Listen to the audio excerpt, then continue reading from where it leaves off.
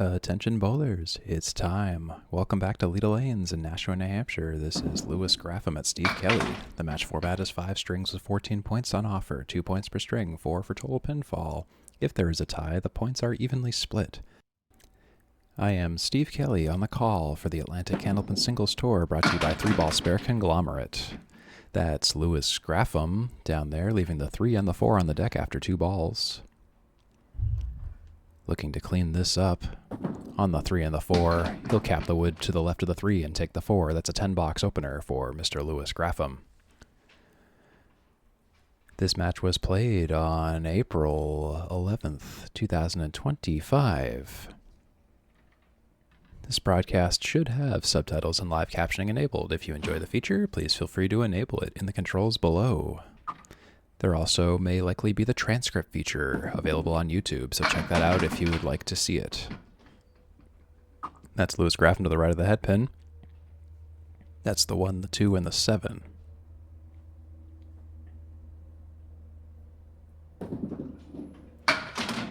And he's off the object to the left. It's just the 1 and the 7 now.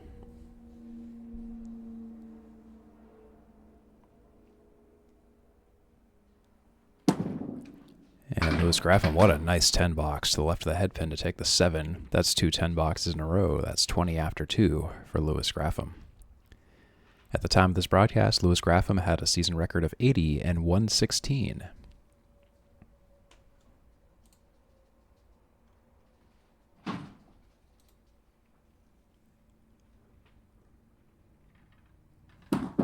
Lewis Graffam of Graffam Flooring. He's off to the right of the head pin, and he leaves the Caleri, named after Bob Caleri. That's a leave of the 1, the 2, the 4, the 7, and the 9. There's also the inverse version, the 1, the 3, the 6, the 10, and the 8.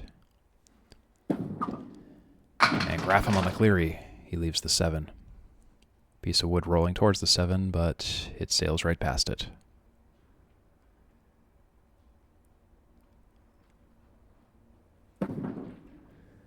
And Graffam will take the 7 as well for a 10-box in the third ball of the third frame. That's 30 after 3 for Lewis Graffam.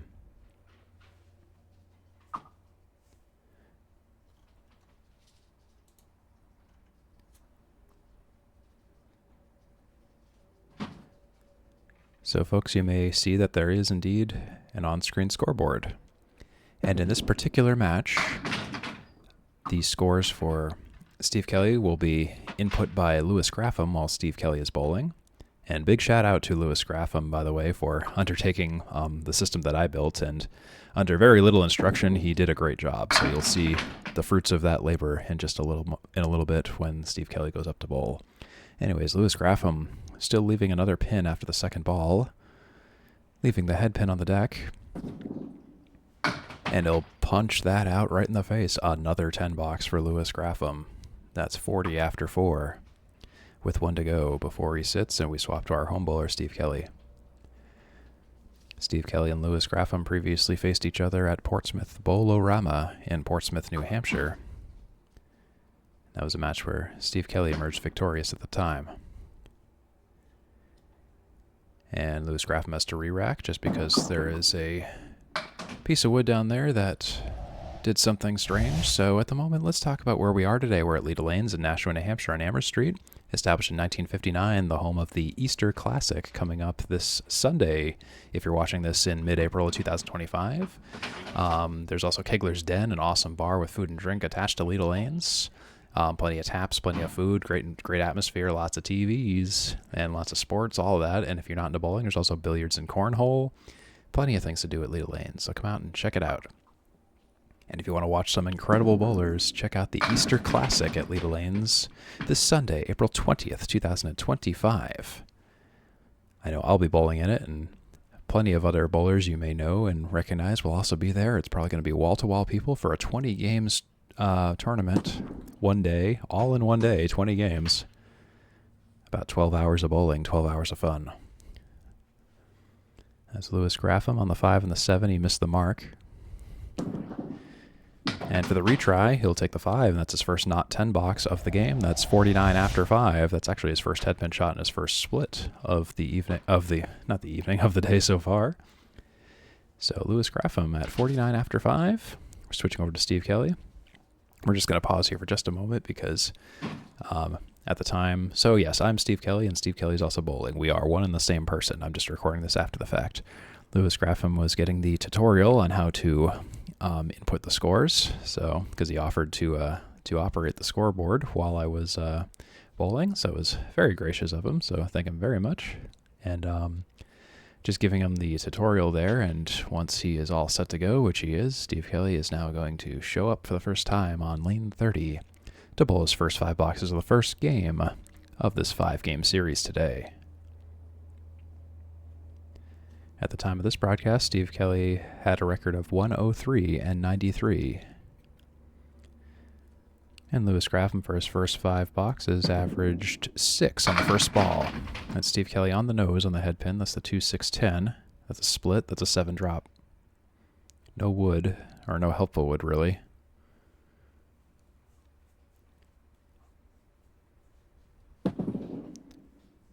And it's almost a spare. Steve Kelly plays the 2. It kicks to the 10, but jumps over the 6 somehow. It was a great offer, but the offer wasn't accepted.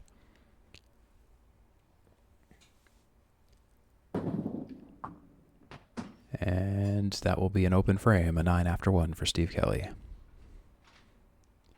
And there is the inaugural score entry by Louis Graffam.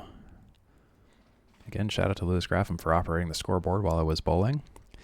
It's of great help, especially in post-production here, where I can rely less on having to constantly give the verbal updates, and instead you can enjoy the visual scores. And Kelly, to the right of the head pin on the 3 pin, takes 5 out, 1, 2, 4, 6, 1, 2, 4, 6, and 10.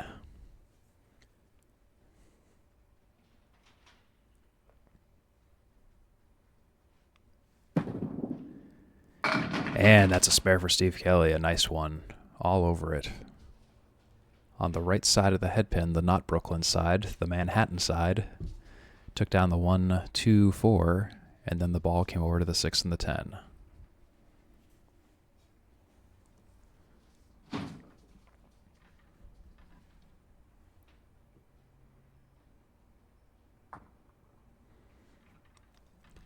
Kelly filling a spare. On the 1-2 pocket, little full, but still a thick hit. 8 drop, 8 fill, 3-6. That's 27 after 2.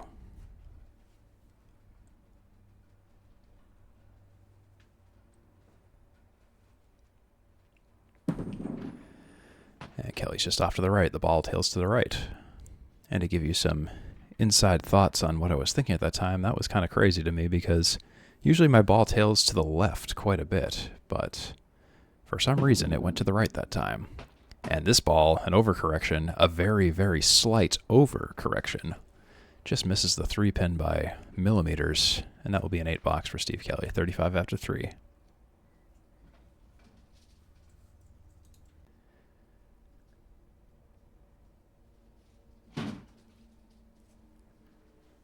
Steve Kelly on lane 30. 4th frame, opening ball. On the head pin there. And it's a late 9 drop. The 6 pin is all that's left.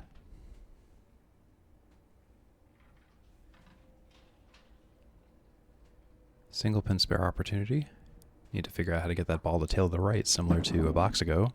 And it goes, though. That's a spare for Steve Kelly, the second of the game.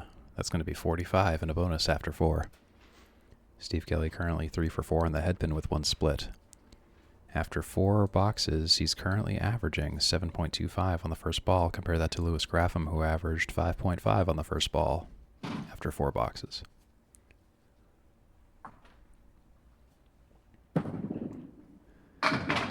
And Kelly off to the right fills with 5, and that's a left side Kaleri, the second one we've seen today. The Kaleri is known as the Horseman plus the opposite sleeper pin, aka the 1, 3, 6, 10, 8, or the 1, 2, 4, 7, 9, aka the 4 horsemen left plus 9, or the 4 horsemen right plus 8. Named after Bob Kaleri of Lexington, who used to post a lot about it in an early predecessor to Candlepin Chat. Thanks to Bob Lee for that info. Steve Kelly spares that, by the way. That Kaleri goes right down. That's 60 and a bonus after 5 with 3 spares for Steve Kelly. Compare that to 49 after 5 for Louis Graffam. The stage is set for half a game in. And here's the scores again in case you need them. You may notice in the broadcast that I have the headpins and splits blanked out just temporarily, and that was because at the time I didn't want to have like lopsided stats in the event that my score was not going to be implemented while Louis Graffam's was, and it would have looked weird, and it was a stylistic choice. But I'll give you the verbal updates in case I don't revert to that mid-broadcast. I can't remember if I did or not. That's a 7-10 split for Louis Graffam. Graffam on the 7-10, and it goes. Louis Graffam takes the 7-10. I don't know what it is about lane 29 and making the 7-10 split, but you'll see here that he cuts the wood to take both. And this is a very similar shot to a match that Steve Kelly bowled against Nick Leach, where Nick Leach made a very similar shot. So just interesting that 7-10 splits happen a lot on 29 and people get them. And there's a strike on spare for Louis Graffam. A big 10. That's 79 and a bonus for Louis Graffam. Watch this. A perfect pocket strike. On the 1-3, everything just goes down in perfect harmony. That's 10 on a spare and then a strike plus a pending fill for Louis Graffam. 79 and a bonus. 8th frame. Graffam. Oh, and he'll poke one pin out on the 4. That's known in some circles as a lemon drop. That's a $1 donation to Candlepins per cancer per occurrence and a $5 donation to Candlepins per cancer if it's on a fill. But thankfully, this is a strike fill, so he gets one more ball to escape that $5 penalty. And it's now a 7-8 leave and an 8 fill for Louis Graffam. That's 87 in 7. And Graffam, wow, what a nice kick of the 7 against the sidewall and taking a lateral fall on the 8 for a 10 box. That's really remarkable. I know it's just a 10 box, but still, great pinning by Louis Graffam and great effect. It's a great effect. 97 and 8. And Louis Graffam to the left of the head pin. He's dropping 8, a late falling 8. Missed the head pin, but took it. So he doesn't get credit for a head pin shot, but he gets credit for a split. One of those rare cases where that happens, because the ball has to directly touch the head pin to count as a head pin collision.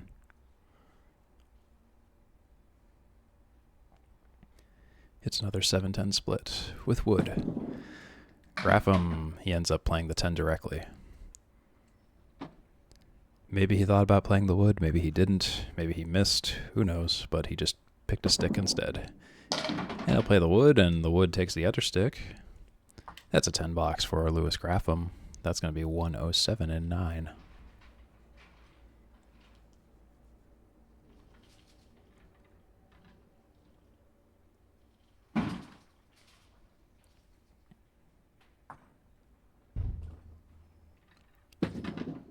Here goes Louis Graffam on the head pin there and drops 9. It was nearly a strike. 6 pin is untouched.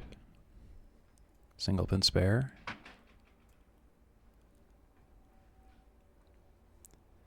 And will he get the single pin spare? Oh, he's just off to the left. Those shots are harder than they look. I know it looks straightforward, but when you're staring down one of those and you know it's on a mark, things happen. But Louis Graffam on the retry, he'll miss the second and get the third. That's a 10 box. He'll finish the first game with a 117. Went 4 for 10 in the head pin with 3 splits. That's a 40% head pin quarterback rating. Totaled 18 and Mark Phil is averaging 9 per mark.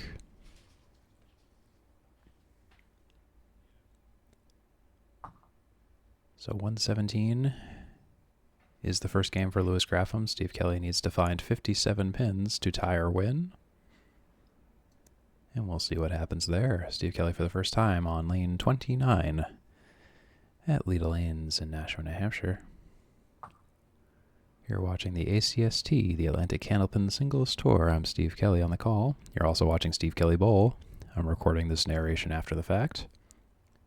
Getting this out a little bit later than I would have preferred, but I've been streaming a lot of other matches and had a lot of other things going on, but still, regardless, I think you guys are really going to like this match and the outcome. So Anyways, that's a 6 drop and a 6 fill. A 6 split for Steve Kelly. 7, 10, 3, 6.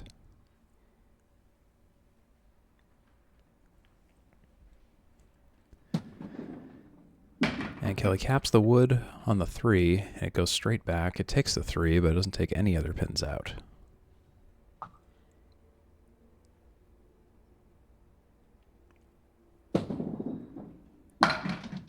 And Steve Kelly will take 2 and leave 1. That's a 9 box in the 6th for Steve Kelly. That's 75 in 6. Kelly has only missed the head pin twice out of the past 6 boxes. Has gotten 2 splits out of those 4 head pin shots.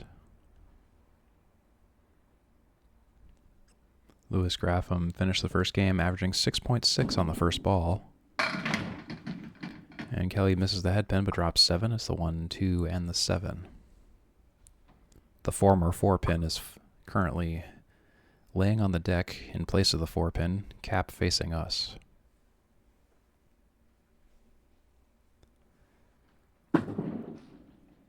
And Kelly's just a little bit off target. 7 box to 10 box is the range for the 7th frame.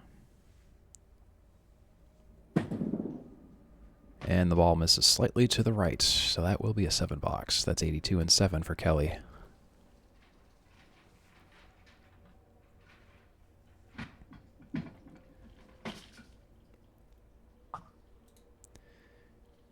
Leda Lanes opened in 1959, about 65 years ago. Family owned and operated in Nashua, New Hampshire. Founded by the late Edgar and Ray Simoneau, and now passed down through Sean Howard, Linda Howard, Alexis Booley, along with Matt Susi, Joe Booley, and countless other hardworking folks, maintaining a busy center with tons of leagues, cornhole, and birthday party options. Leda Lanes features 36 lanes, one of the largest houses in Candlepin Bowling, second only to Academy Lanes in Haverhill, Massachusetts. Steve Kelly's got a working box. It's the 9 pin down there for a 10. In the 8th, that's a 10 box for 92 and 8. Compare that to Louis Graffam's 97 and 8. It is close. It's a difference of 5.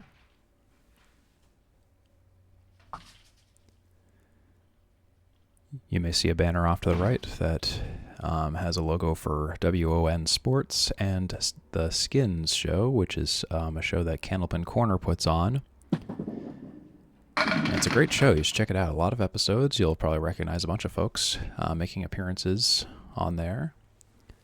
They're basically money competitions based on marks. And it's a great format. So do check it out. Great commentary.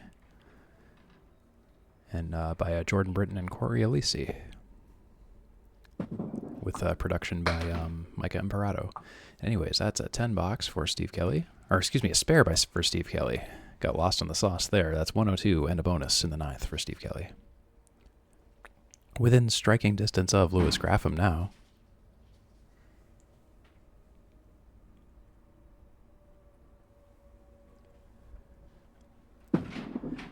And filling the spare, Steve Kelly's on the head pin on the pocket, and he'll drop 6. That's the accordion of the 5, 6, 9, 10. That's 108 and 9.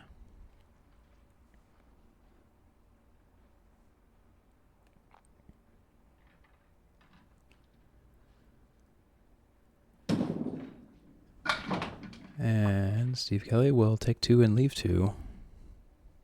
That shot can be rather persnickety. It's the 5 and the 10 for Steve Kelly. Just trying to make the most of this. He'll take the 10, trying to cut the wood. And it will be a 9 box. And that will be a tie between Steve Kelly and Louis Graffam. 117 love. And to give you an idea there, and I'm explaining it to Louis Graffam now, when I had that final ball, I knew it was about to be a tie or win situation, but if I missed both, it was a lose situation. So it was one of those, I knew it was going to be a difficult trick shot, and I thought, you know what, maybe this just isn't worth it. It's like kicking a field goal versus a difficult touchdown. I thought, just take the points. So I just went for the 10 pin instead of the 5. So that was kind of methodology, had to kind of call in some football strategy there, but Steve Kelly and Lewis Graffam will split 1 point apiece in the first game, 117. Steve Kelly had 4 marks for his 117. Lewis Graffam had 2. Steve Kelly 6 for 10 on the headpin with 2 splits. Lewis Graffam 4 for 10 on the headpin with 3 splits. Lewis Graffam and Steve Kelly averaged 6.6 on their first ball in the first game. Very similar stats for both. That's Lewis Graffam with a 7 drop. That's the 2 triangle. 2, 4, 5.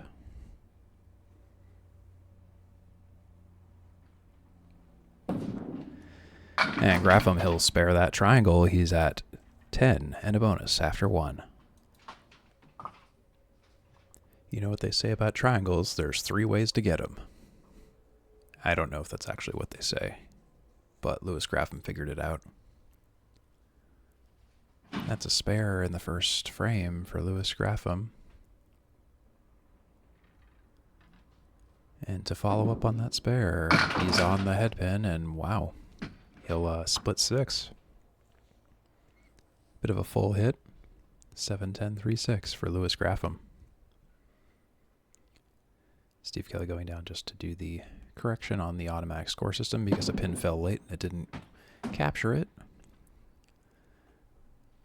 It is a 10-pin scoring system refit for candlepin, and in 10-pin pins don't usually fall all that late, so that's why we do the score correct. And Lewis Graffam, ouch, he'll miss it twice, and that'll be a 6 fill and a 6 box for 22 after 2.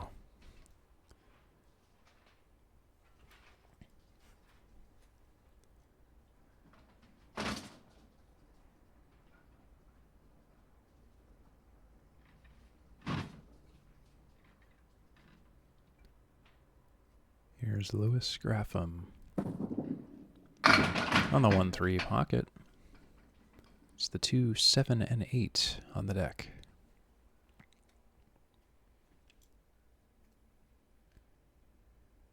There's a piece of wood horizontal and slightly to the right of the 2-pin. Lewis Graffam, that wood, due to its positioning being slightly more up the hill, it kind of caused a deflection. It was the right idea. You just have to hit the wood at the right angle to prevent that. He'll punch one more out, and that's a 9 box, leaving the 7. And that is 31 after 3 for Lewis Graffam.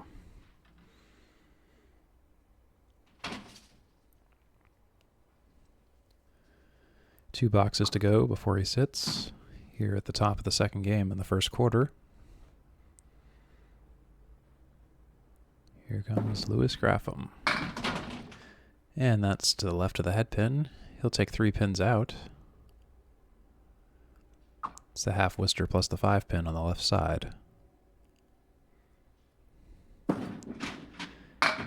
And Lewis Graffam will overcorrect to the right of the head pin, and he'll leave the 1, the 4, the 7, and the 9.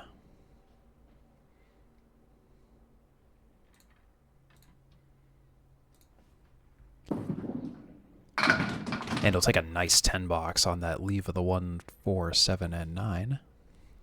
After 41, Lewis Graffam is at... after 4 boxes, Lewis Graffam is at 41. That was his first miss on the head pin on the first ball this game so far. Out of his 3 head pin shots, 2 of those were splits.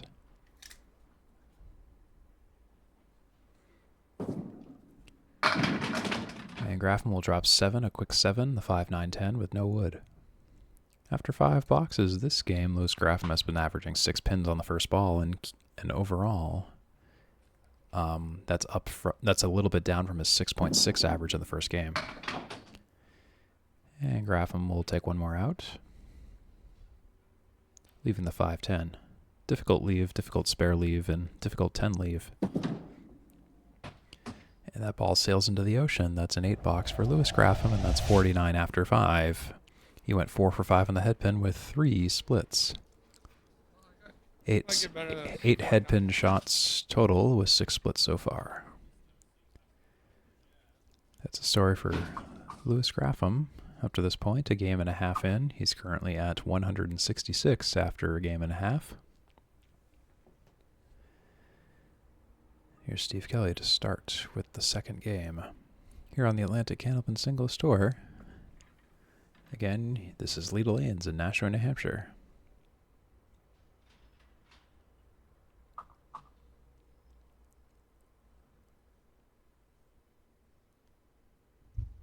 Here's Steve Kelly with the opening ball. Game 2. And it was going to be a 5-10 leave, and now it's just the 10. Piece of wood nearby the 9, and it's going to roll out of play, which was the preferable position because it would have been a weird play otherwise. And Steve Kelly marks it as a foul. It connected with the wood in the gutter first, and if it does so, that does not count. Difficult single pin spare leaves in the corner can be particularly challenging for a lot of bowlers, depending on your handedness. And of course, which foot you slide on. Steve Kelly releases on his right hand, is a righty, and slides on his right foot. So, pins on the right side can be probably the most difficult in that situation. And Kelly will drop 6, was the right of the head pin that time. 1, 2, 4, 10. Both Louis Graffam and Steve Kelly averaged 6.6 pins on their first ball contact in the previous game. And Steve Kelly's right on the object pocket, but the 1 pin hits the sidewall early before contacting the 10 and flies out of play. Was the right idea, it just didn't end up happening. That's a 10 box for Steve Kelly in the second. That's 19 after 2. Louis Graffam was at 22 after 2 at the same point in the game. You may see lanes 33 and 34 in this shot also, in addition to the skin show and everything that we talked about with that. There were also the famous WNDS Winds of New England Candlepin Stars and Strikes lanes from TV 50 in the late 90s and early 2000s. Plenty of archives of that show all over YouTube, so check that out. Its final seasons were hosted at Leda Lanes in Nashua, New Hampshire. Steve Kelly splits 8. It's the 5 and the 7. And it sails into the ocean to the left of the 5. It'll be for a 10 box now.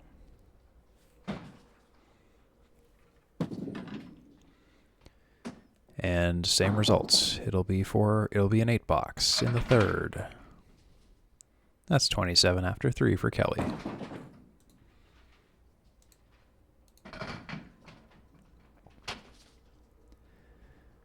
Leda Lanes hosts a lot of large tournaments throughout the year, including the Luck of the Irish tournament, the Halloween Scramble, and of course, and coming up very soon here, Ray's Easter Classic. 20-game tournament that brings out the best bowlers from both the U.S. and Canada. It's kind of the big Super Bowl event of the candlepin bowling world. Very few 20-game tournaments still exist, if any, aside from Ray's Easter Classic. At least as of 2025. Steve Kelly dropping 6, 1, 2, 4, 8. And Kelly's on it, and it's a late falling spare for Steve Kelly. That's 37 and a bonus in the fourth.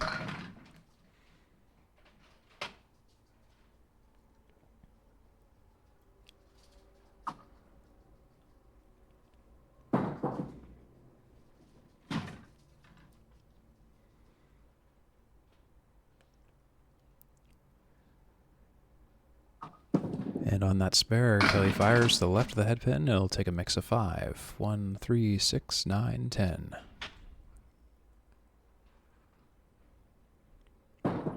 Some mistake this for a Caleri, but it actually is not, because the sleeper is too close to the 4 horsemen. And Kelly's full on the head pin, pokes only the head pin.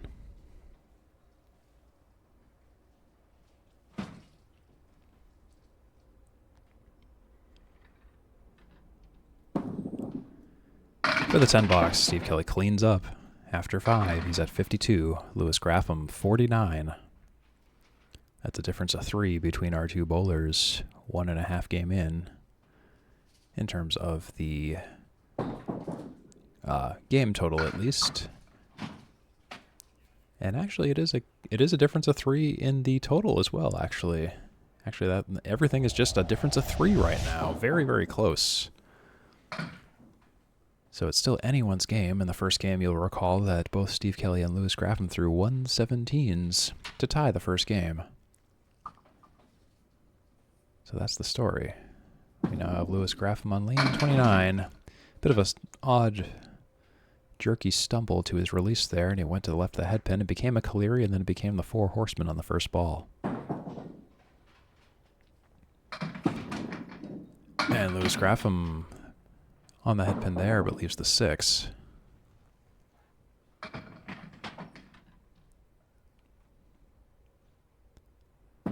Nine or 10 for Graffam, and it will be a 9 to start out the second half for 58 and 6 for Mr. Graffam.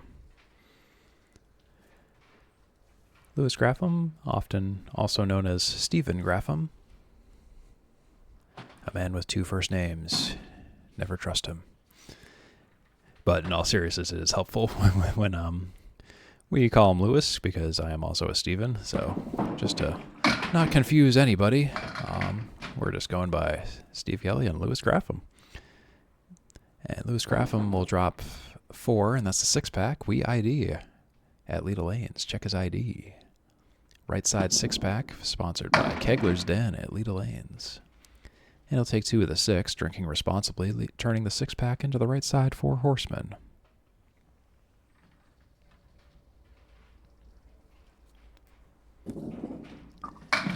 And Lewis Graffam will leave the headpin for a 9 box. And that will be 67 in 7 for Lewis Graffam.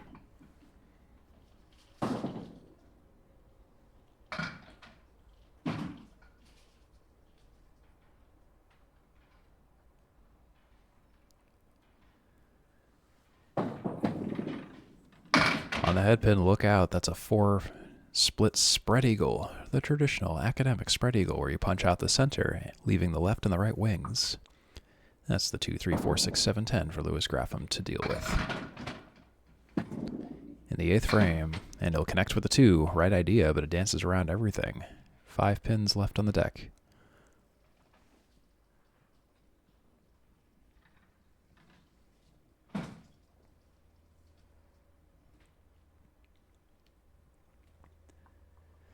And it seems we have an injury with a bowling ball. The bowling ball gets taken out to the sidelines. Lewis Graffam with a healthy ball completes that thought and turns it into an 8 box. That's going to be 75 after 8 for Lewis Graffam. Lewis Graffam, member of the Leda Men's Worlds, the International Candlepin Tournament Men's Worlds team Graffam Flooring. My team, Leda's Massholes, faced them once during November 2024 at Worlds at Leda. And we gave their team a pretty good thumping.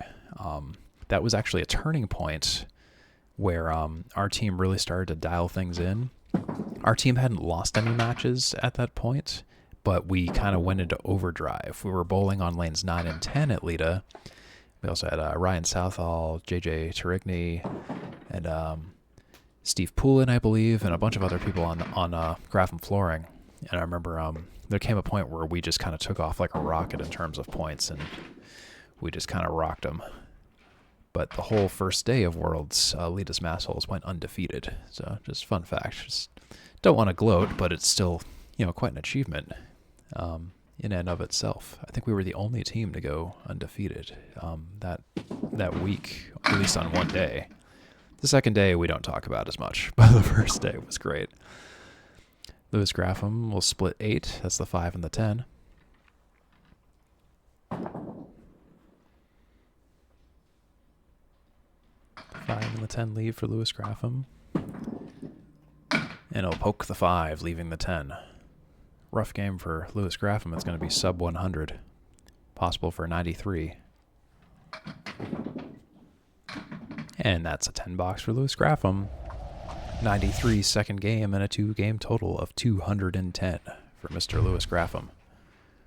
He went 7 for 10 on the headpin, but had 5 splits. So he's currently rocking a 55% headpin completion percentage and 8 out of those 11 headpin shots have been splits. So it's kind of a high number, and might explain some of the troubles that Louis Graffam has had this game. For this game, he averaged 5.9 on the first ball, and cumulatively has averaged 6.3 on the first ball. And Steve Kelly now, looking to finish his half. Steve Kelly having somewhat similar troubles, only 1 mark so far. The first 5 boxes for Steve Kelly has been averaging 6.8 on the first ball, just having trouble converting those into spares or being able to do much with them.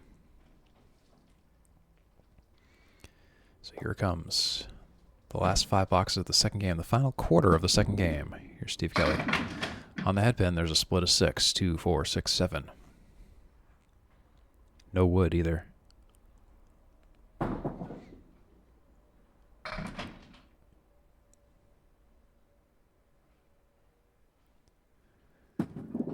And here's the spare shot, and it sails just to the right of the 2-pin. Connects with nothing into the ocean.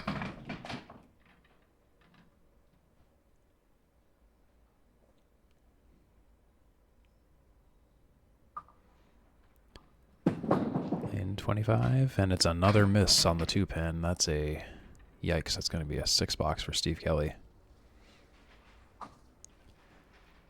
Louis Graffam had 1 6-box in the second frame, so both bowlers have at least 1 clocked in. That's the lowest box thrown so far this game.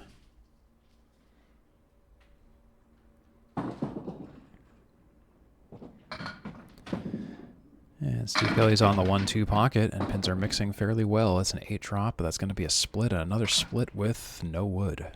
The 5 and the 10. And it looked really like a strike on paper, honestly, but pins just mixed oddly. And Steve Kelly frustrated with that shot, and I can tell you what happened there. The ball, I think, bounced off of something. I'm going to guess it was the foul line. Probably released it a little bit early. And connected with the 5, and that's a 9-box. There is a phenomenon, and it occurs in many candlepin bowling centers, where you got to be careful about where you release your ball. A lot of people, you'd be surprised to find or observe that a lot of people release their ball far before the foul line. And if that happens, that's going to be a problem, because the grade of the wood on the approach is different from the oiled and conditioned grade of the polished part of the lane, as you can even see the difference here in this shot. And that can really affect the way the ball will roll. And not to mention, the foul line is not always a perfectly flat, flush line in the ground. And the ball can often bounce. You can see there, that ball I threw was beyond the foul line, which is good, because then it was going to be on the same consistent type of polished, finished wood down the lane, and it will prevent bounces and awkward behaviors of the ball rolling. So if you're a new bowler, fun fact, pay attention to where your ball lands, lest you'll have a bouncy miss of a spare like Steve Kelly did. Anyways, where are we at? That's a 10-box for Steve Kelly. That's his 3rd headpin shot and 3rd split in a row this half. That's 77 and 8 for Steve Kelly. A lot of splits piling up here. Kelly's on the headpin with a banana split. A 6 drop, the 7-10, 4-6 leave.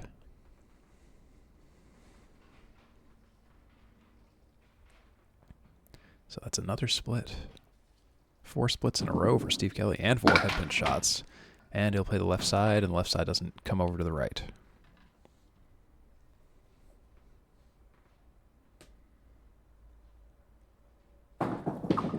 Kelly for an 8, 9, or 10 box, he'll make it a 9. That's 86 and 9, within striking distance of Louis Graffam's 93. Needs an 8 to tie, 9 to win.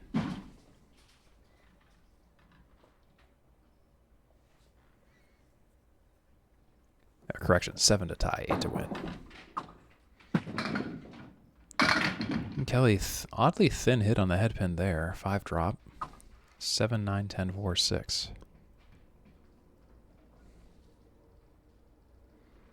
Again, another weird split. Steve Kelly's gone 5 headpin shots and 5 splits all in a row this half. Perfect on the headpin and perfect on splits. That's what I call unlucky. And none of these shots have been really particularly great spare leaves either. That's going to be a 9-box for Steve Kelly leaving the 4. He'll just barely take the second game with a hard-fought 95. That's a 2-game total of 212 for Steve Kelly. And a 2-game total of 210 for Louis Graffam. Again, very close games. Again, the total in the game is still a margin of 2, both in Steve Kelly's favor as of right now. As of the end of the second game, Steve Kelly has achieved 3 points. Louis Graffam has achieved 1. Only 1 strike has been thrown in this match so far. It's Louis Graffam, who threw in the first game. And then he has 2 spares otherwise. Steve Kelly yet to throw a strike, has 5 spares. Steve Kelly's currently 65% on the headpin, while Louis Graffam has 55% of the headpin, both bowlers with 8 splits apiece. In terms of the fill totals, Steve Kelly has totaled 30 in bonus pins, averaging 6 per mark. Louis Graffam totaling 24, averaging 8 per mark. Steve Kelly has been averaging 6.7 on the first ball cumulatively, and Louis Graffam has been averaging 6.3 up to this point. Louis Graffam, first ball of the third game, he's off to the right and takes a right side candlepin corner and a 3-drop.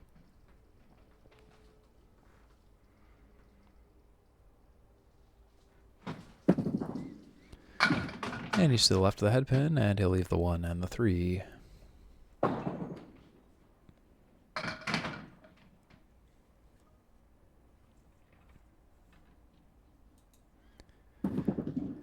And the result of the play is a 10-box for Louis Graffam, 10 after 1 to start the third game in the first quarter.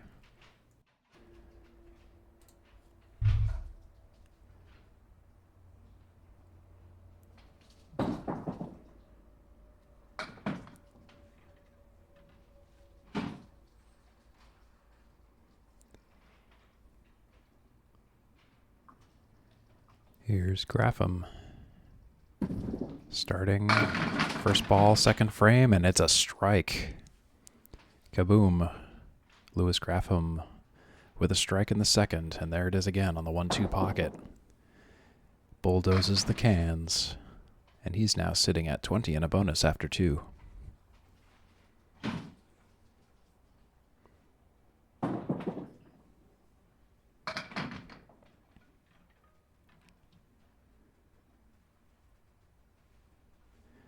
Working on a strike, Louis Graffam fires. Threw the ball directly down the center and tailed to the right. Drops 6, missing the head pin. He's got the 4 horseman left side so far. 6 on the fill, pending this next ball.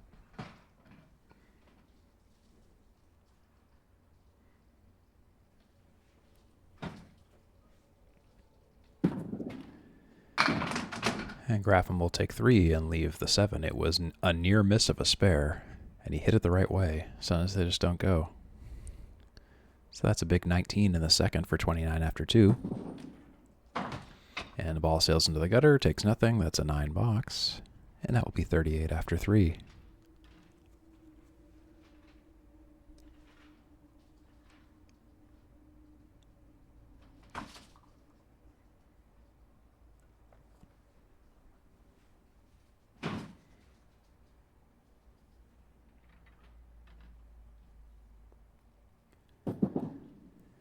Graffam to the right of the headpin, looks down after he throws. Must have been a misfire. He's got the 6-pack on the left plus the 10.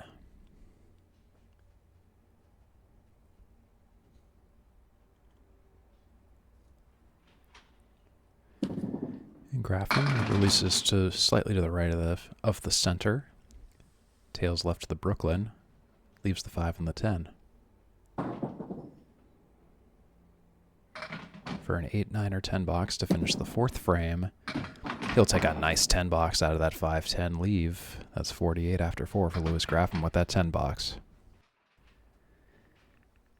There's a plaque on the wall by Kegler's Den that reads, quote, "During the Middle Ages, various forms of bowling became popular in European countries.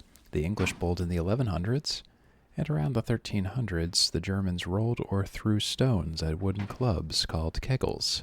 Today, bowlers are still often called keglers." Some candlepin history for you right there. Okay, Louis Graffam on lane 30. And And he's just a little bit off to the right of the head pin. Started with the Kaleri, and then it became a 4 horseman. As you can see, even I got fooled. I put the Kaleri graphic up by mistake, and then I was like, wait a minute, the sleeper fell. That's a 4 horseman leave.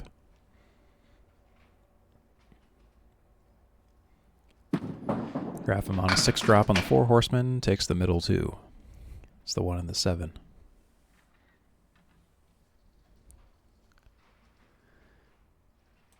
Lewis Graffam this game has been averaging 5.6 on the first ball.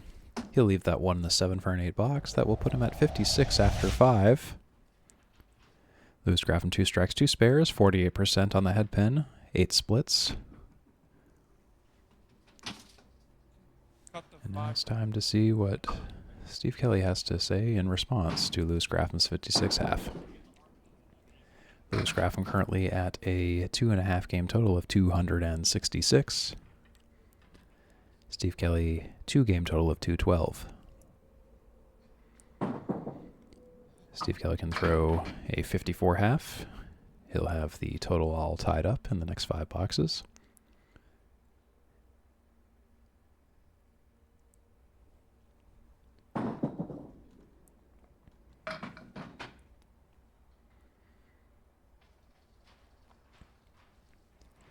And here we go on lane 30 at Leda Lanes in Nashua, New Hampshire on the Atlantic Candlepin Singles Tour. Steve Kelly starting the 3rd game. On the head pin, and there's a strike. Everything goes down. Starting it out right with a strike, Steve Kelly.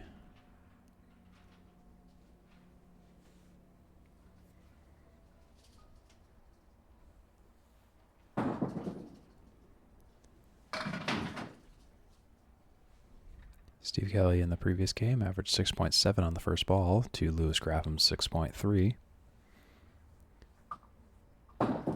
And you may notice there is a bit of a graphical oopsie under Steve Kelly's score, and we'll have the final outcome to that in just a moment.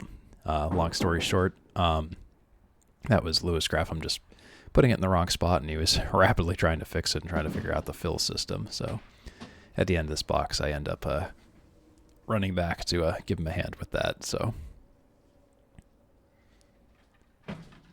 again, I commend Lewis Graffam for figuring that system out and doing so well with it. I think this was the only time he really got a bit confused with it, and rightfully so. I know that I was telling him, I said, you are the first, I think aside from Brian Hebert, you are effectively the first person to use the system aside from me, and I had made a lot of changes since the last time Brian Hebert had used it, so I was also very interested in the user experience testing part of this to see how understandable it was aside from me to utilize, and aside from just a couple of issues just with entering the fills, particularly on strikes, I guess it works out pretty well.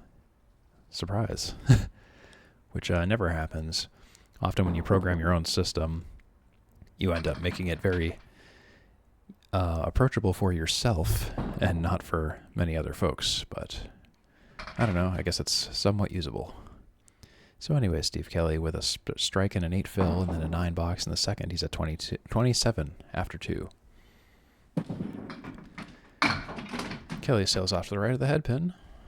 That's a 4 drop. That's the 1, 2, 6, 7, 8, 10.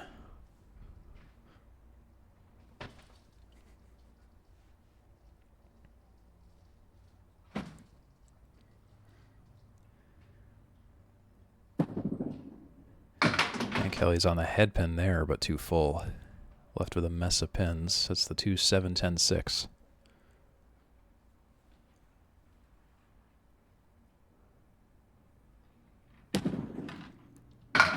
And Kelly will turn that into a 9 box. Almost becomes a 10 box. All the pins are touched, but the 10 pin is left. That'll be 36 after 3 for Steve Kelly with 2 boxes to go.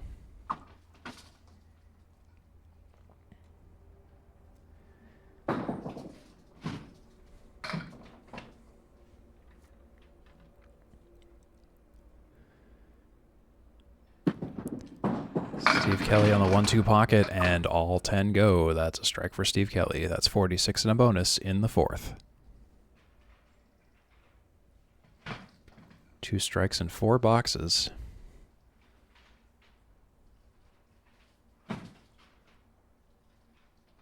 Steve Kelly looking to capitalize on 2 marks in 4 boxes to overtake Louis Graffam's 56 after 5. These next 2 boxes will be the halfway point of the match, and a pin fell on the respot, so Steve Kelly is going to have to respot that. I waited a few seconds to respot the pin setter because there's a very specific audio cue, and I think the microphone might have caught it there. You hear some pins kind of sliding into the loader, and that's when you know that the pin setter is actually ready to reset. You can press the button prior to that, but I don't know, it was just a little more satisfying to wait to hear the audio cue that, yes, the pin loader is ready to go. So Steve Kelly is working on filling a strike now. Kelly crossing over to the Brooklyn, nearly another strike, almost a double. And oh my goodness, that's a interesting leave. That's a 9 drop so far. And the 5 pin with a piece of wood perpendicular, but it's also angled, so now it's looking like a better prospect for a spare on strike. And Steve Kelly right on it. That's a spare on strike for Steve Kelly. That's 66 and a bonus in the 5th. He went 4 for 5 on the head pin with only 1 split. Much better ratio head pins to splits there. And on the first ball, this is his best performance yet. Steve Kelly's been averaging 8.2 pins on the first ball. Louis Graffam averaging 5.6 in that same first half. So 56 to 66, and the 66 is pending a fill. And the scores are just going in right now by Louis Graffam, just fixing it up. Again, he was just figuring out the fills on marks, and you know, same explanation as before, but he did a great job. It's still correct at the very end. So 66 and a bonus for Steve Kelly, and 56 after 5 for Louis Graffam at the exact halfway point here in the match. The difference is 12 in the total. Steve Kelly's favor, 278 plus a bonus, and then Steve Kelly currently has the game by 10, 66 and a bonus. It's very close, and all of these games so far have been incredibly close. Otherwise, a tie and then a win by 2 for Steve Kelly. And then this game, we'll see what happens. It's a very evenly positioned match between both of our bowlers. Here's Louis Graffam. Graffam's to the left of the head pin. And he drops 8. Splits 8. That's the 3 and the 10. He wants that wood out of there, but nothing doing.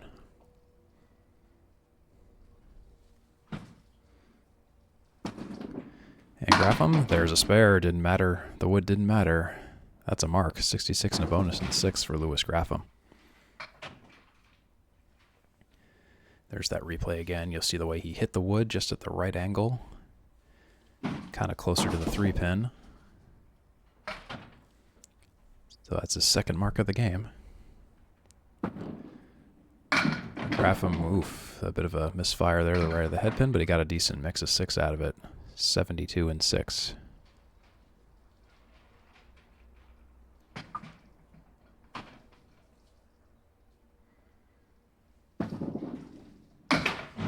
And Graffam, he pokes yet another one out.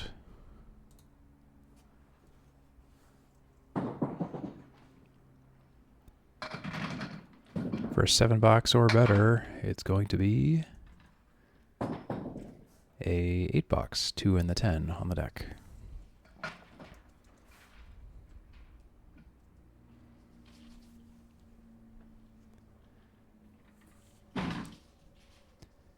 And I appear to have made a slight error, not really a huge deal, but I realized I gave him a head pin and a split when it actually wasn't a head pin nor a split on that box. So,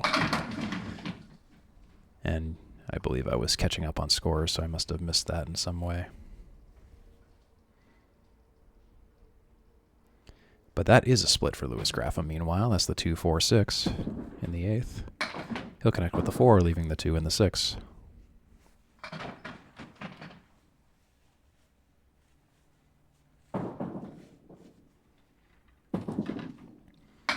And with that 9-box, it will be an 89 in the 8th for Louis Graffam. 2 boxes to go before he concludes the 3rd game.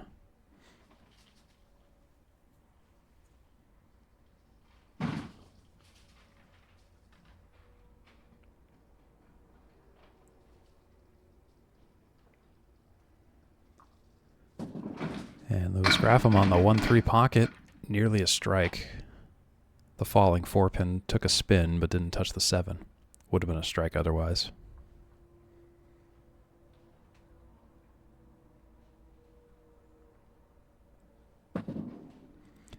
And Lewis Graffam will spare that up. That's 99 and a bonus in the 9th for Mr. Graffam.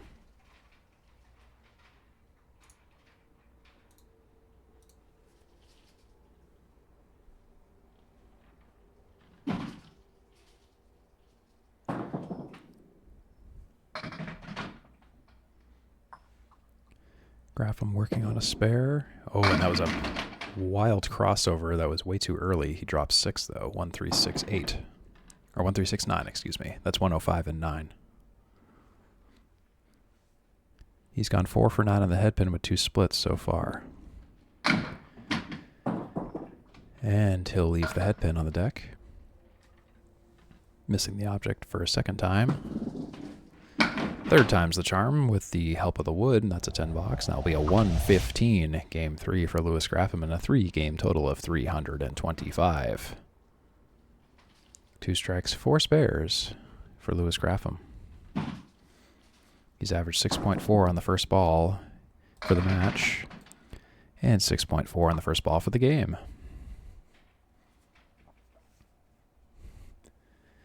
So one thing I've noticed about first ball averages for bowlers, they're usually very close, oddly, and they don't seem to fluctuate all that much unless there's like wild outliers.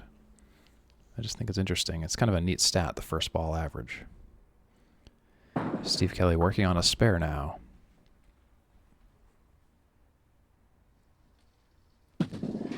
Kelly is to the right of the headpin and will drop 3. It's the half Worcester plus the 5. 69 and 5 for Steve Kelly now. 69 and 5 compared to Lewis Graffam's 56 and 5.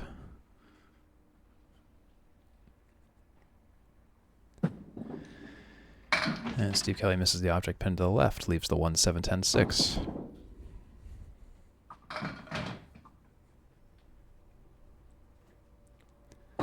And to complete that thought, he'll hit the head pin, and that's a 7-10-6 for a 7 box, and the 6 for 76 for Steve Kelly. That's 4 ahead of Lewis Graffam's 72 and 6.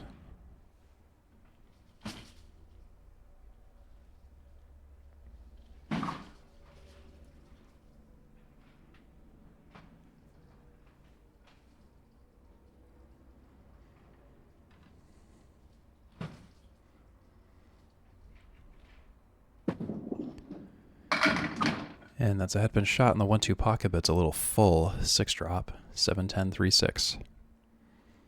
And no wood.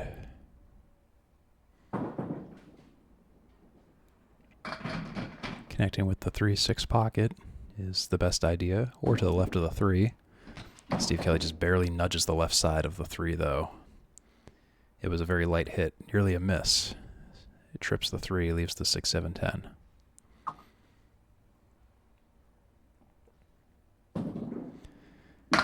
And Kelly will take the 6 and the 10 and leave the 7, and that's a 9 box for 85 in 7. Compare that to 80 in 7 for Lewis Graffam.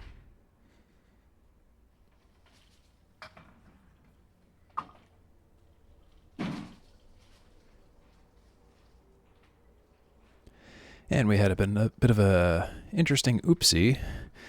Not quite sure what happened here, but you can see the pin setter decided to come down again after it just finished resetting. It's kind of, you kind of saw my reaction. I was kind of like, what the heck is going on here? So after it reset a second time, I just kind of decided to pause and hold for the pin setter to make sure it wasn't going to reset again, because I have seen that happen where it gets caught in a reset loop. But it seemed to do just fine after this. The mechanical nature of candlepin bowling is always interesting. And Steve Kelly goes off to the right, connects with the 6-10. 2 drop.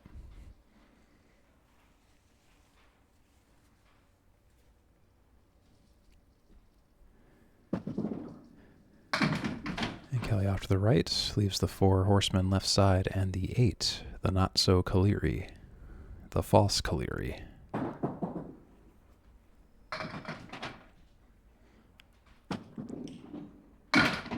going to be an 8, and that will be 93 in 8 for Steve Kelly over Louis Graffam's 89 in 8.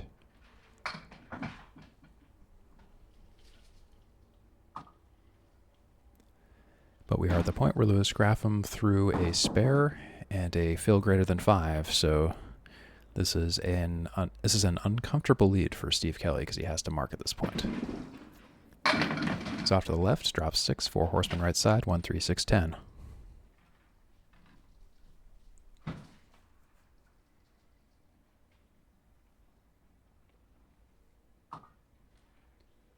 And actually a late falling pin, the 6 fell, so it's just the 1, 3, 10 now. And Steve Kelly will punch the head pin and leave the 3 and the 10.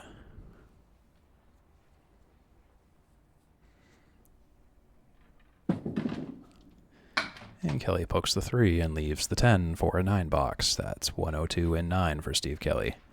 Wasn't a mark, though. He's down by 3 to Louis Graffam's 105. And to get to 115, he has to mark. So like I said, that mark that Louis Graffam threw in the 9, it was a pivot point, and now it's a must-mark situation for Steve Kelly.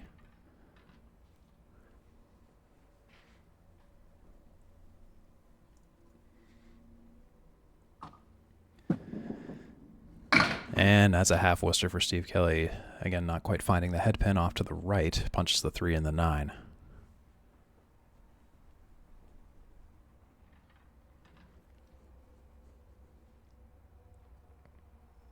And that ball's off target.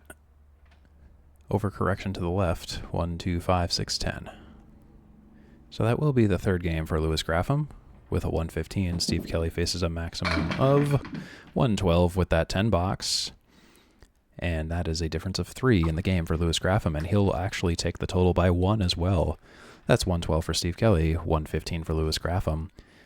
A 3-game total of 325 for Louis Graffam, up by 1 to Steve Kelly's 3-game total of 324. So this is nearly a dead heat in multiple statistics here.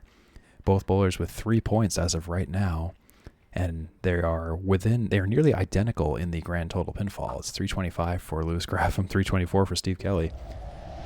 And all of these games have come down to just single digits in terms of who wins and who doesn't. It was a tie in the first, a difference of 2 in the second, and a difference of 3 in the third. So everything is just tight, tight, tight here. Very competitive match here on the ACST Class A North. Louis Graffam at Steve Kelly. I'm Steve Kelly on the call after the fact. Great to have you along here. Here's Louis Graffam starting immediately to the right of the head pin. And that was an awkward drop. He's got the 6-pack left in the 9.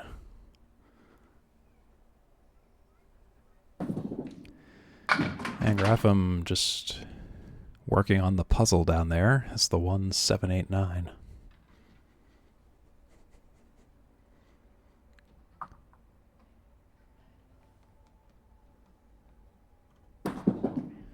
And that's a 7 for Louis Graffam. At the end of the third game, Louis Graffam averaged 6.4 on the first ball. Steve Kelly averaged 6.5 on the first ball. Louis Graffam, 7 after 1.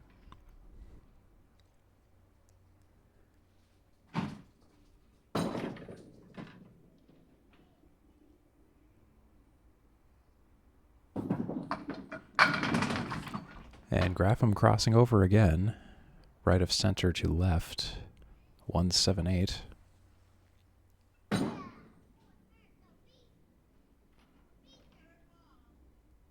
For the spare. And he has it. That's a spare for Louis Graffam. That's 17 after 2 and a bonus. We'll look at that again. To the right of the head pin with the assist of some wood to push back to the 7. That was the story of the spare for Louis Graffam in the second frame. Graffam on the fill, on the nose that time. Banana split minus the 4. 6-pin wiggling, 7-10. 7 fill, 24 after 2.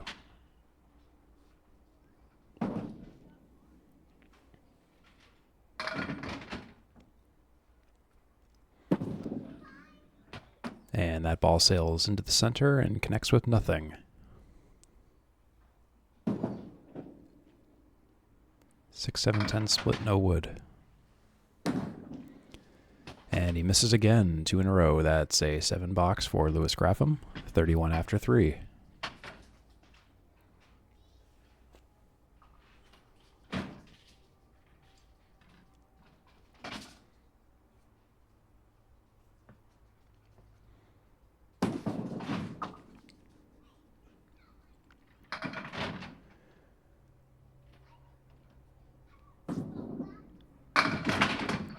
And that's a quick 7 for Louis Graffam. That's the 1, the 7, and the 9.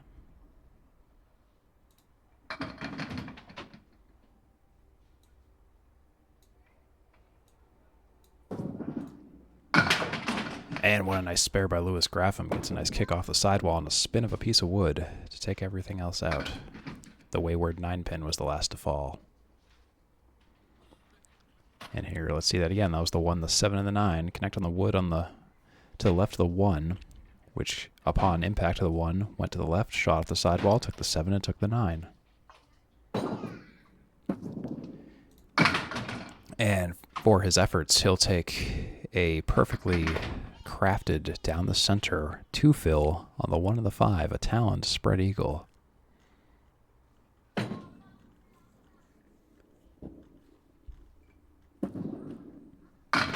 And Louis Graffam will work on the right half, taking it out. 2, 4, 7, and 8 remain, the left half. Recently, Louis Graffam faced Nate Lees in round 15 with a 119, a 100, a 138, a 114, and a 121 for a 592 5-game total. He only took 2 points in that game, though, against Nate Lees. So that's a 9 box for Louis Graffam, 52 after 5, 2 for 5 in the head pin this game. Both of those shots were splits. And after those 5 boxes, Louis Graffam averaged 5.2 on the head pin, or 5.2 on the first ball, that is. Now for Steve Kelly. Steve Kelly, before Louis Graffam, faced Peter Crawford Jr., taking 4 points with a 108, 99, 119, 107, and 139. And in that 5th game, if you could believe it, that 139 did not get him points because Peter Crawford Jr. threw a 141. And Steve Kelly opening up with a strike. Needed that one. Starts the 4th ball with an explosion of 10. So that's 10 after 1 and a bonus.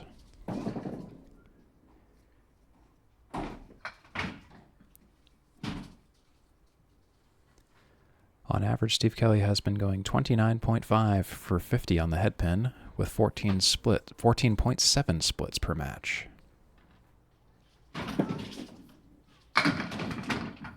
And Kelly will take a 6 so far on the first ball for the second frame.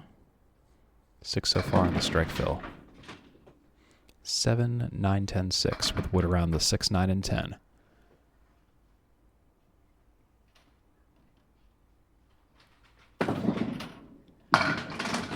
And he'll take the 6, 9, 10, but nothing kicks over to take the 7.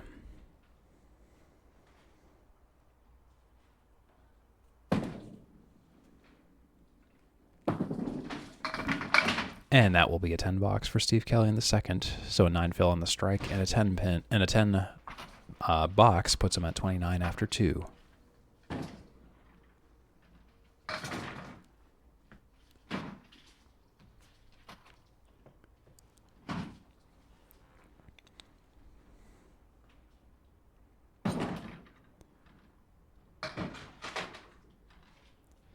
When Steve Kelly last faced Louis Graffam in round 1, he threw a 6-11 at Bolorama in Portsmouth, and that's a 2-drop for Steve Kelly on the 4 and the 8. The first go-around against Louis Graffam, Steve Kelly threw a 142, a 122, a 95, a 125, and a 127. Louis Graffam bowled a 94, a 155, a 119, a 108, and a 98 for a 5-game total of 574 to Steve Kelly's 6-11 in round 1. And the second ball for Steve Kelly turns that awkward, not-so-lemon drop into a leave of the 9 and the 10 for a 10 box.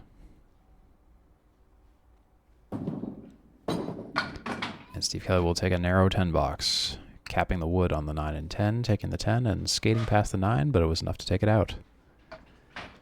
3-10 box, perfect 3 boxes so far. Strike 9, 10, 10, 39 after 3.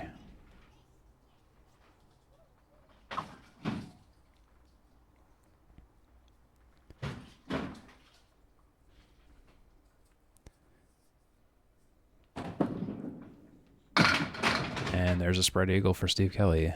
A 4-pin spread eagle, no talons. 1, 5, 8, 9 poked out.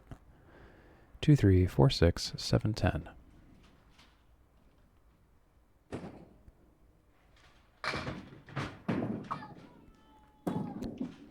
And Steve Kelly will get to work on the right half.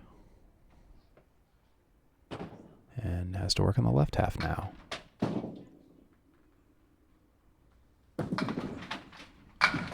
And he nearly completes the left half, and it will be a 7 pin remaining for a 9 box. In the fourth, he's at 48. 3 for 4 on the head pin with 2 splits so far this half. Averaging 6 on the first ball. 3, 7, 7, 7. Louis Graffam in this first half was 10, 6, 2, 4, 7 for an average of 5.8 on the first ball. And Steve Kelly, hard on the head pin, 1, 2 pocket, 5, 6, 10. Piece of wood to the left of the 5. This should sweep, but we'll see what happens.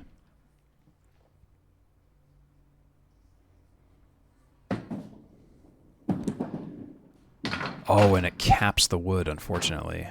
Had to not cap it for the sweeping effect to occur, and the ball was just right on the cap. So to end the half, it'll be an 8, 9, or 10 box. It's going to be a 9 for Steve Kelly. There'll be a 57 half. 4 for 5 on the head pin with 3 splits. On the first ball, averaging 5.2. That is a little bit under pace of, or excuse me, Steve Kelly's averaging 5.8 on the first ball. A little bit under pace of, or a little bit over pace of Louis Grafham's 5.2 on the first ball. Still relatively even, though. So 52-57, a difference of 5 going into the second half of the fourth game. Again, all these teeny tiny leads of single digits. That's been the core theme of this match. Very competitive. 3, 4, 6 for Louis Graffam on the first ball in the 6th frame. That's a split. Now that right there is a split. Difficult one, no wood. Louis Graffam will poke the 6 and leave the 3 and the 4.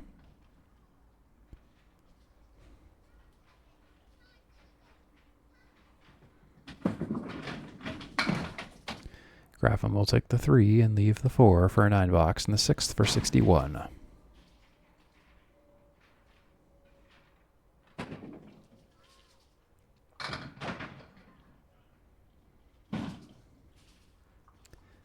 You can see both bowlers have 6 spares apiece right now. Steve Kelly with 3 strikes, Louis Graffam with 2. And there's Louis Graffam on the 4 and the 7, a bit of a misfire there.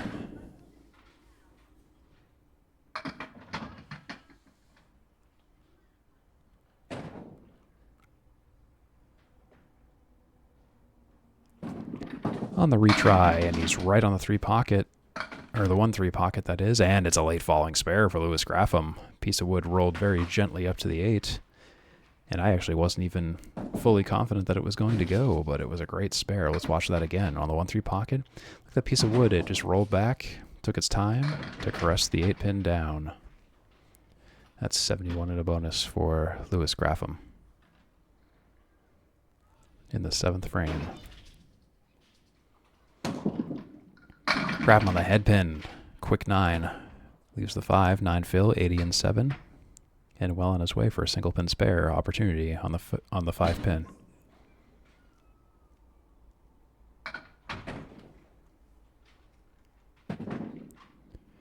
And Louis Graffam's all over it. That's a double spare. It's going to be 90 and a bonus and 8.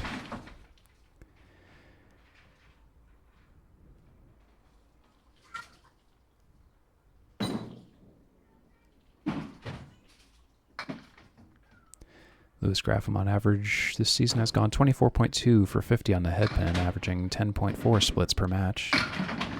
And on the fill, Louis Graffam misses the head pin, but he drops 6. Gets some middle backdoor action on the 1-2 and leaves the 1-2-7-10. That'll put him at 96 in the 8th. He's 4 for 8 on the head pin with 3 splits. And he'll take the 1, the 4, and the 7 and leave the 10.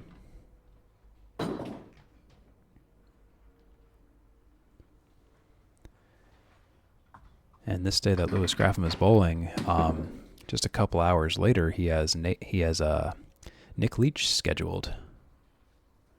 So he was bowling a lot on this day, on this Friday. Friday, April 11th.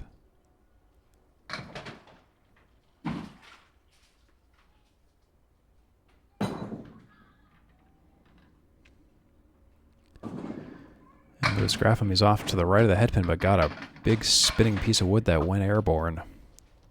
He got a few more pins out of it. It's a mix of 6, 1, 3, 5, 7.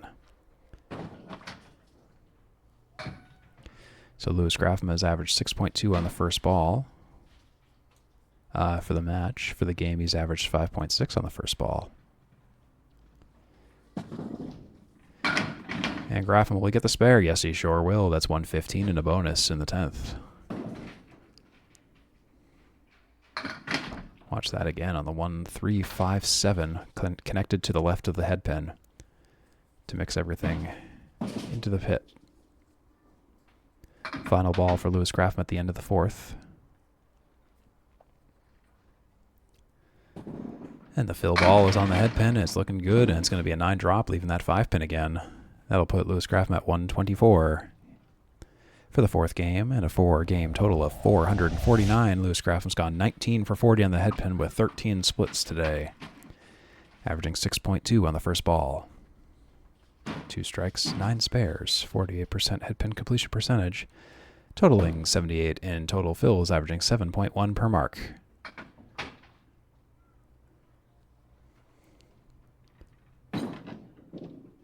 So Steve Kelly has to throw 67.5 to tie, 68 to win the 4th game, and the total is also a difference of 68. All these numbers are staying very cozily close together. But that's good. That means it's a very competitive match. Both bowlers keeping pace with one another. And Kelly's in the 1-3 pocket, drops a quick 7. That's the 2-4-7 on the deck. That's his 5th head pin shot of the game of 6. 3 of the 5 head pin shots have been splits, and Steve Kelly's just a little bit to the left of the 2. Takes the 4 and the 7. And for the 10 box, he's all over it. That's a 10 in the 6th for Steve Kelly. That's 67 in 6.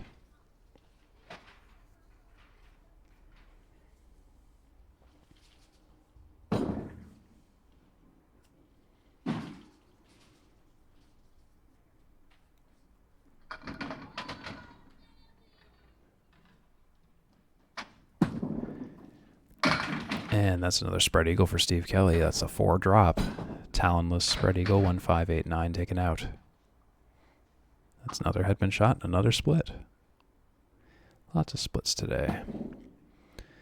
Kelly gets to work on the right side, but only gets 2 of the 3 on the right side. Be a 6 box or greater in the 7th frame.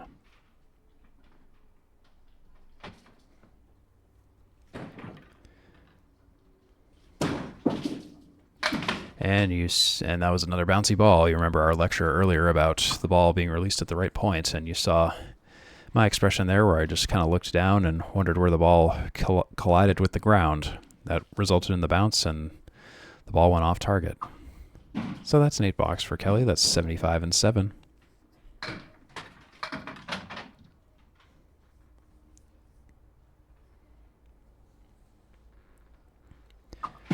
Here comes the 8th frame. First ball. Missed the head pin, but the head pin does fall.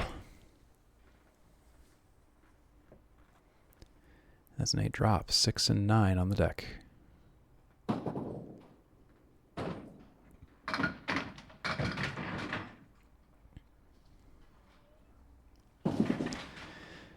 Oh, and the disbelief. He was on the 3 pin, and it oddly just punched the 3, and the 6 was not touched.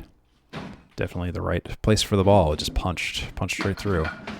He'll make the most out of it with a 10 box, and that will be 85 in the 8th. A couple of spare opportunities missed. Some were user error, and others were just no luck.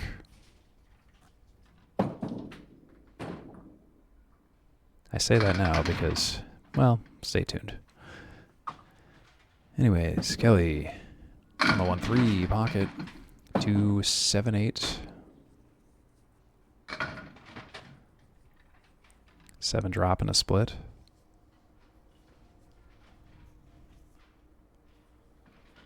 Seven for 9 on the head pin. 5 splits, and there's a spare for Steve Kelly, an explosive one. That's a 95 plus a fill in the 9th.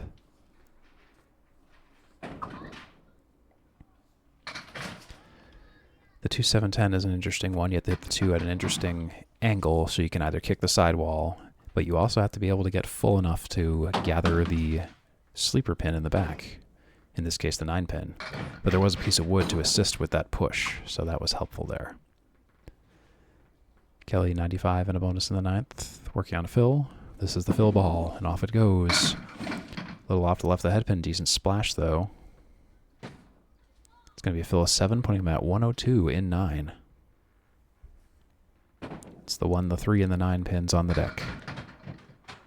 Flame 29 at Leda Lanes in Nashua, New Hampshire. Kelly's all over it. That's a double spare. That's 112 and a bonus. But the game will still go to Lewis Graffam at this point because the most Steve Kelly can get is 122 at this point. So another very close game that Lewis Graffam will just barely take. Like I said, a couple of those missed spares by Kelly early on basically made the difference. And it's going to be, wow, a 9 fill. After a long, drawn-out mix, the 7 pins left. That's a 9 fill for 121 for Steve Kelly. And that's a 4-game total of 445 to Steve Kelly. A difference of 4 between Steve Kelly and Lewis Graffam. Lewis Graffam 449. And you might have heard past me remark, it's so close. And I say, yeah, it really is. It's a difference in the total of 4 for Lewis Graffam. And he took the 4th game by 3. Again, just 4 and 3. We've had just really skinny margins all the way up to this point. This is a competitive match. So Lewis Graffam, 19 for 40 on the head pin, 13 splits. Steve Kelly, 25 for 40 on the head pin with 15 splits. 6.2 on the first ball for Graffam, 6.5 on the first ball for Kelly on average. 63% head pin completion percentage for Kelly, 48% for Graffam. Both bowlers have the equal amount of splits, 15. Or no, excuse me, 13 for Graffam, 15 for Kelly. But again, very close. That's Lewis Graffam with a quick falling, well, late, not so quick, delayed falling 9 drop. You know what I mean. Single pin spare on the 4 pin for Lewis Graffam, and he'll just miss it to the right. Missed single pin spare for Lewis Graffam.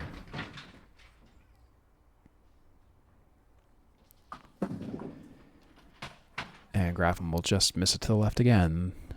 That's a 9 to open up the 5th and final game here. So since this match is so close, either bowler could take 6 points in this 5th game, because you take 2 for winning the 5th game, and you can take 4 for grand total pinfall. And with a difference this close, within 5 or less, this is going to be big. In the 4th game, it was a difference of 4 in the total and 3 in the game between Graffam and Kelly. Lewis Graffam's on the head pin, drops 8, 5, 8.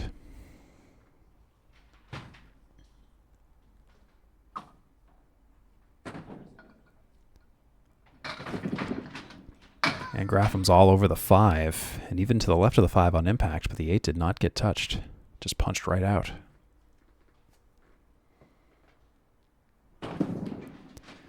And Graffam's off to the left, and that will be an 8 box for a 9 box. It's the 8 pin. 9 box for Lewis Graffam. 18 after 2.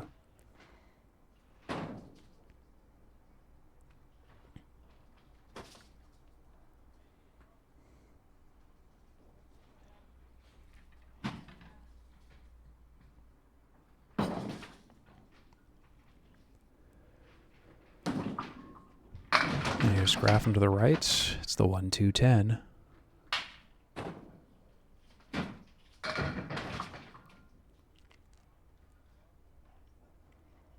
7 drop.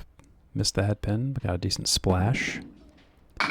And he's all over the 1-2, and one of the pieces of debris flies up and then flies down to take the 10. That's a spare for Louis Graffam. And even Louis Graffam remarked to me he wasn't sure how that was going to come down. And you saw that piece of wood literally take a trip up to the sky and then fall back down onto the 10. Yeah, we were just joking about that. Louis Graffam was beside himself as to where the heck that pin went.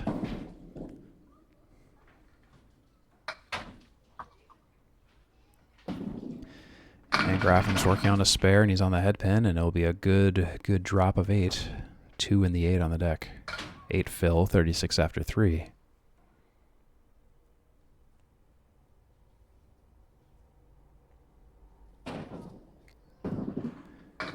And he'll punch the 2, leave the 8.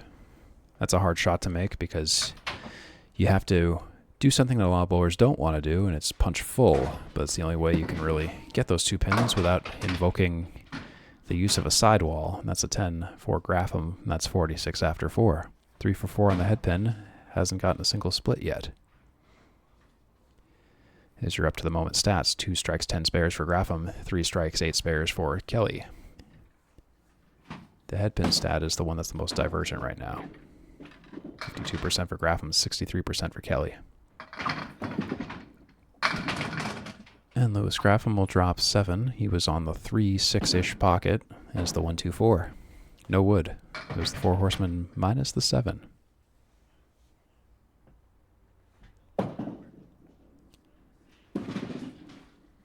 And Graffam's off target, leaves the head pin. Something you notice after a while, I noticed that there's a lot of times where it's the target pin. If you miss it, sometimes it's the last pin standing. Almost in a mocking kind of posture. So that'll be a 9 for Graffam, and that's a 55 half for him. 9-9, spare 8, 10-9. And that's a 504 for Louis Graffam. So if he has an incredible second half, he could be in 600 land. He'll need a 96 half to do that, but he's somewhat close, but we'll see what happens. Steve Kelly next to start the 5th game, the 2nd quarter of the 5th and final game here on the Atlantic Candlepin Singles Tour. I'm Steve Kelly on the call for 3 Ball Spare Conglomerate. It's great to have you along with us. If you like this content and want to see more, I encourage you to check out the 3 Ball Spare channel on YouTube. Also present on Facebook and Twitch.tv. There's also the Atlantic Candlepin Singles Tour page on Facebook that you can check out. Kind of the central hub for this ACST league and all the matches. And we'll talk about a few more channels in just a little bit here, towards the second half of this game.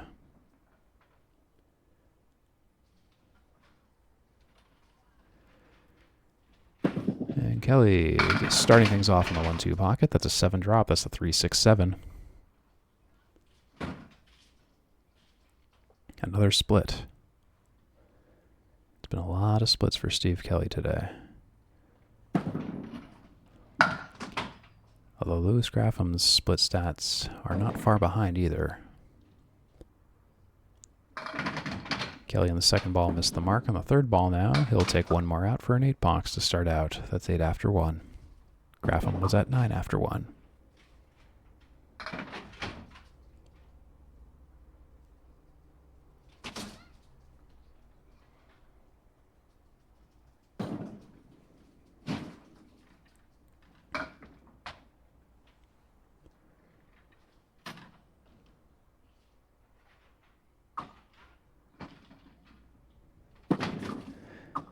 And Steve Kelly's on the 1-3 pocket.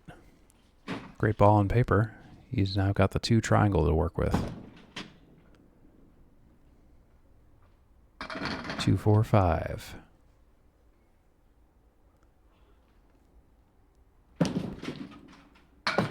Oh, and surprisingly, that would have been a great shot if the 2 wasn't there. The 5 and the 4 go, and somehow don't involve the 2.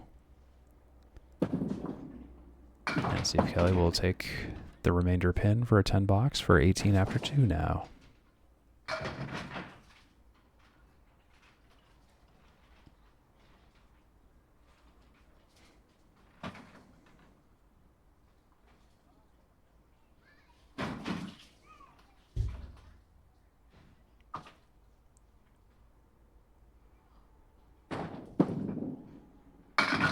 Another headpin shot and another split. That's a 6 drop for Kelly. 4-6-2, 4-6-2-7. Steve Kelly's high game for the league so far has been a 163 in the first game against Steve Poulin at Bolorama in Portsmouth. And Steve Kelly, he tries to get the kick for the spare and took the pin that was the most difficult to get, the 6, but left the 7 oddly enough. Steve Kelly threw a 642 and he threw that 163 against Steve Poulin. And that's a 10 for Steve Kelly. That's 28 after 3. 28 after 3, the fun number set. Remember Patriots, Falcons? Steve Kelly's high series is 659. He bowled that against Cody 50 in week 2 of this league. Steve Kelly will be facing Cody 50 once again in a divisional round relatively soon. Kelly's the left of the headpin, and the first shot in a little while at least. Well, not the first, but it's been kind of rare that he hasn't hit the headpin as of late. But that's a not headpin shot right there in a 6 drop, 1-3-6-8. And Kelly's all over the 1-3-6, but the 8 stays. Some of these leaves where the ball is kind of connecting in the right spot, but stuff just isn't happening. And that'll be a 9 for Steve Kelly, 37 after 4 now.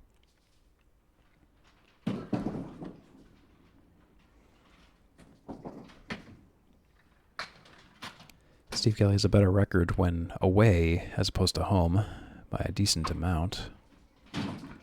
And on average, his away average is about 6 points higher than his home average.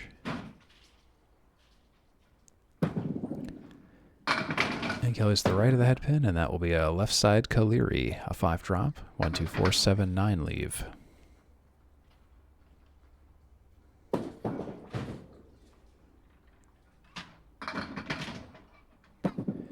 And on the Kaliri, he'll run the 4 horsemen down. It's another one of these shots where the sleeper pin, or one pin on the extreme side, just doesn't go.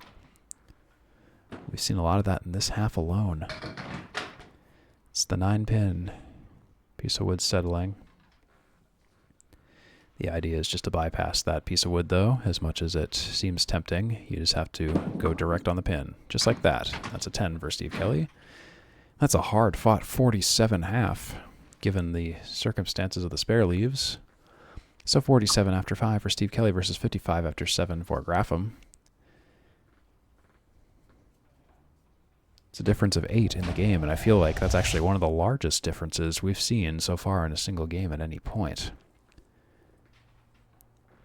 Lewis Graffam just with 1 mark, 3 for 5 in the headpin. Steve Kelly 2 for 5 in the headpin. Only Steve Kelly has splits. Just 2 this game. And on the first ball, Lewis Graffam has been averaging 7.8 for the first 5 boxes, and Steve Kelly's been averaging 6.2 for the first 5. Graffam's to the right of the headpin. Drops 5. 1, 2, 4, 5, 9.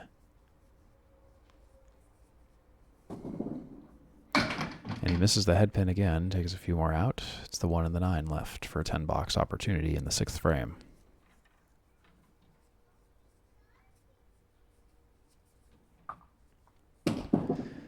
Graffam, he'll miss to the left. That'll be 63 and 6.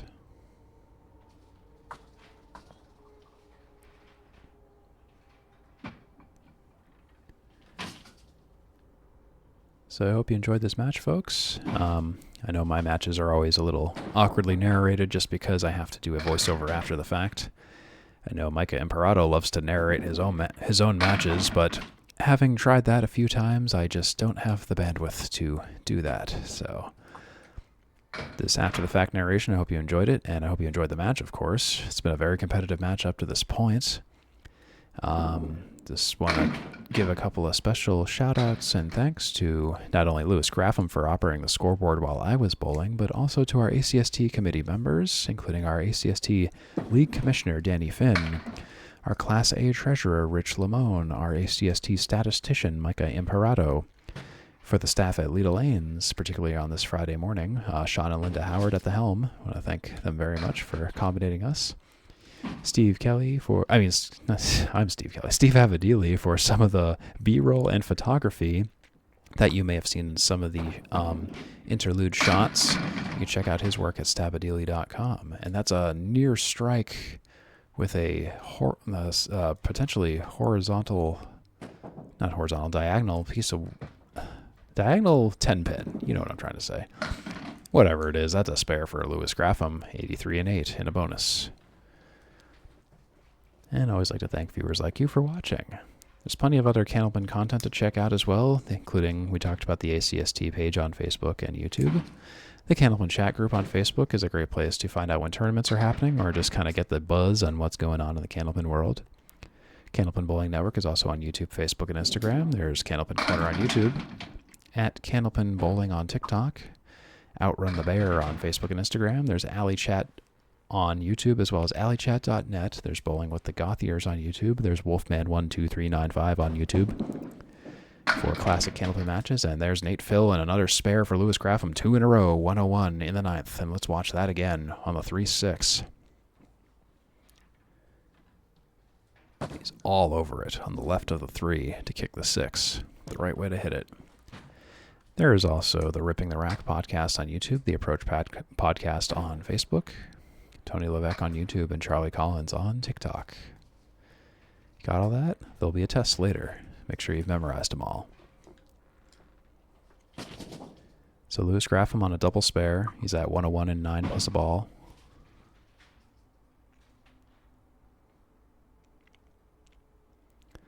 Our away bowler, final first ball of the day, and that is a 7-8 drop for Louis Graffam. That'll put him at 108 in 9.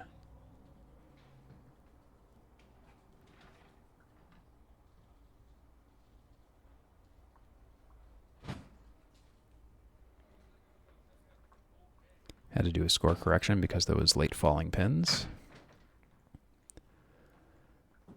And there's Louis Graffam on the 7, about the best he could have done with that. Now he's going for the 9 for a 10 box to close this game, to close this match out. And he's all over it. That's a 10 box and a 119 game 5 and a 5 game total of 568 for Louis Graffam. Steve Kelly will need a 72 half in order to tie, 73 to win, 76 half to tie the total, and a 77 to take the 4 points at the total. So you understand the assignments here. Let's see what happens. It's been very close up to this point. Very competitive match. The best matches are always very close in nature. It represents two competitors that are nearly identical in skill, which is always great to see.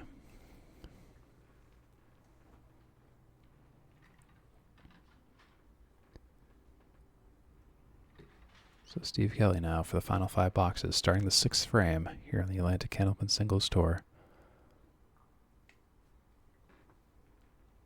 And here it is, the first ball on the head pin, dropping 9, and the 4 falls, gets tripped by a piece of wood. That's a strike for Steve Kelly. Great way to start, 57 and a bonus in the 6th.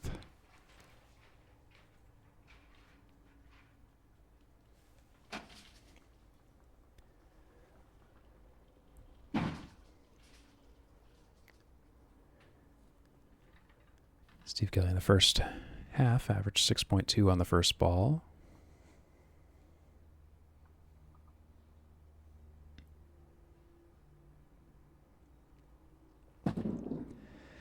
Kelly's all over the head pin there, but gets a weird splash of 6. 7, 8, 10, 6.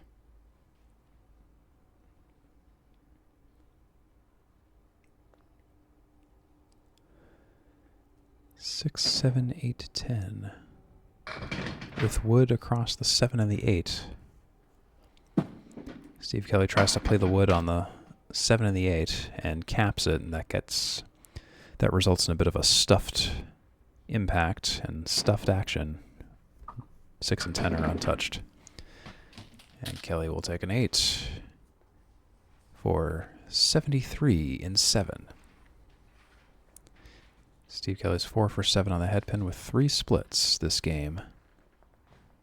3 boxes to go. 29 for 47 on the head pin.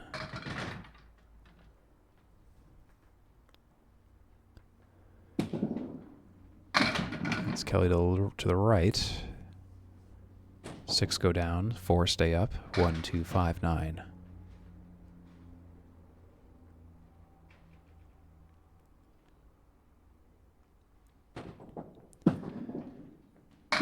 And missing the object, he'll take 2 and leave 2. It's the 1 and the 9 for an 8 box to a 10 box.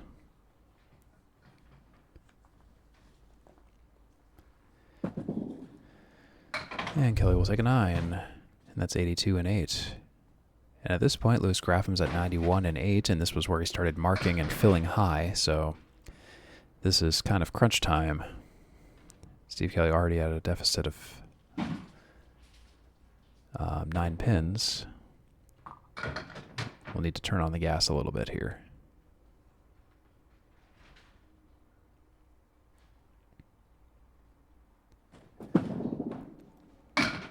That's a 6-pack for Steve Kelly. That's a 4 drop. 6-pack right side.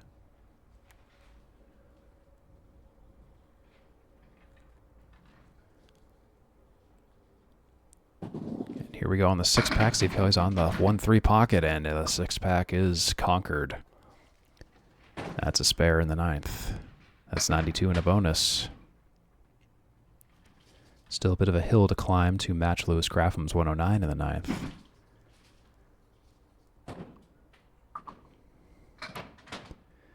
But with a triple strike, that could be a potential big 40, but we'll see what happens. And Kelly's on that head pin, dropping 8, dropping 9, and the 10th pin wiggles. The 8 pin stands alone. That's 101 and 9 for Steve Kelly. Like I said, even a high fill is still at a deficit of 8 pins at this point. Steve Kelly, oh, and that was needed, but the single pin spare is missed. Missed opportunities overall. Steve Kelly, and there it is. Hands up. That was the ball. Missed the second, get the third. And that's 556 for Steve Kelly after 5 games. So that is a difference of 12 for Louis Graffam, who has 568. And Louis Graffam will also take the 5th game for 119 to Steve Kelly's 111. That's a big 6-pointer for Louis Graffam in the 5th. So we'll assess the final totals here. Louis Graffam 568, Steve Kelly 556. Louis Graffam 25 for 50 on the head pin, exactly 50%. Steve Kelly 60% on the head pin, 30 for 50. 14 splits for Graffam, 18 splits for Kelly. Graffam totaled 102 in mark fills, averaging 7.3 per mark. Steve Kelly totaled 93, averaging 7.2 per mark. So it's a very close match, but believe it or not, Louis Graffam just doing the right things at the right time. He is going to walk away today with 11 points, and Steve Kelly with just 3, taking the second game and tying the first. Those are his only points. The total and the game and the rest of the games all went to Louis Graffam in just tiny, tiny margins, but it's all about the tiny margins to take the points, and that's the competitiveness of the Atlantic Candlepin Singles Tour. Both Steve Kelly and Louis Graffam finished the 5th game with a cumulative first ball pins down average of 6.6 for both of them. So it's funny where they both ended up in that statistic.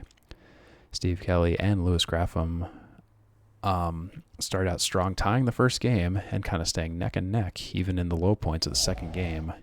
Graffam averaging 114, Kelly averaging 111. So anyways, check out all these channels.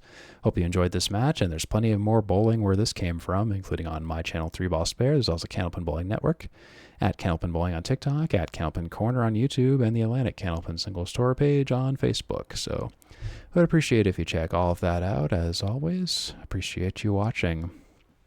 Hope this was a pleasant viewing experience for you.